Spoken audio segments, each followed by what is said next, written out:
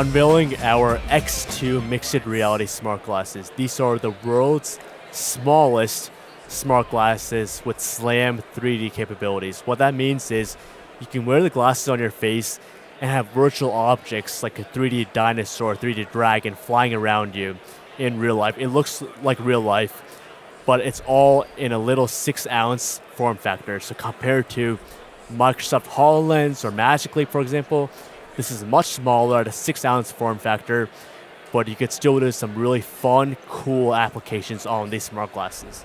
Are they available? They are available right now. We are shipping developer units. We unveiled them at CES, and we actually entered into a mass manufacturing partnership.